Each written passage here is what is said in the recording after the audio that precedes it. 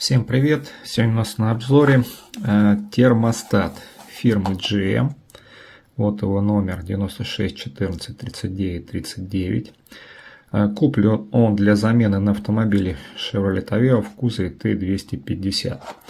Но дело в том, что на данный вид двигателя идет два термостата. Один у нас идет в пластиковом корпусе, другой в алюминиевом. В моем случае термостат установлен заводской, и он в алюминиевом корпусе. Преимущество термостата в алюминиевом корпусе то, что он снимается, и его можно, так скажем, этот термостат разобрать, и в нем есть сам элемент.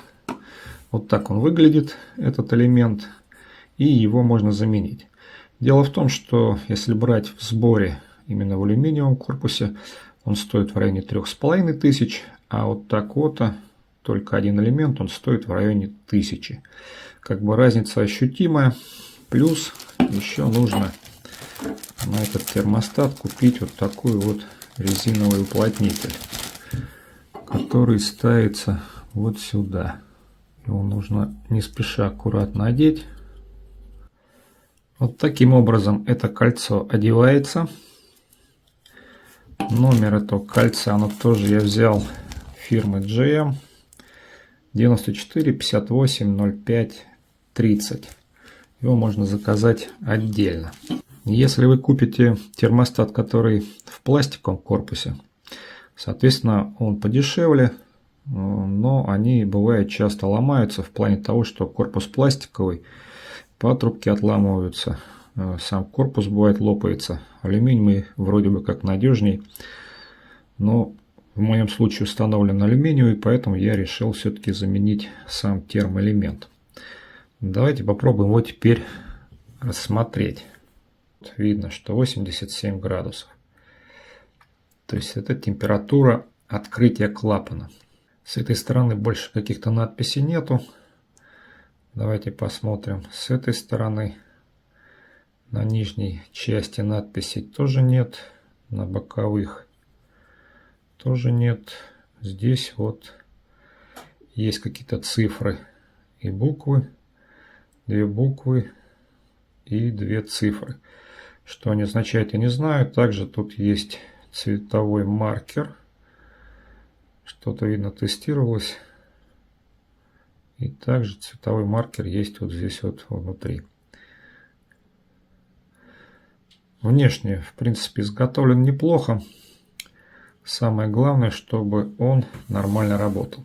Что хотелось бы еще в заключение сказать. Дело в том, что если вы купите не оригинальную деталь и установите в свой термостат вот этот элемент, вероятность того, что он будет работать корректно и вообще заработает, очень маленькая.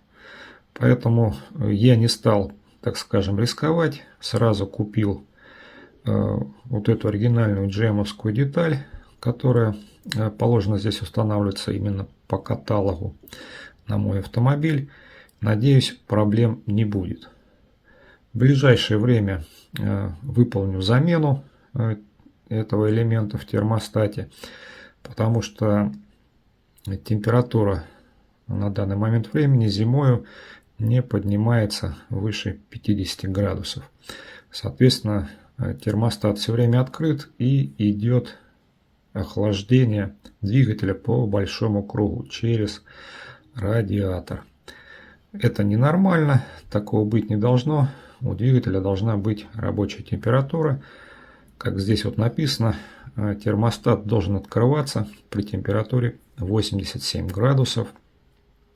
И только тогда гонять охлаждающую жидкость через радиатор по большому кругу. А так, в нормальных условиях, если температура ниже, двигатель должен охлаждаться по малому кругу и доходить, рабочая температура должна до 87 градусов.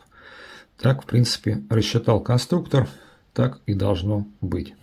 В самое ближайшее время выполню замену этого элемента и сделаю, соответственно, видео на моем канале.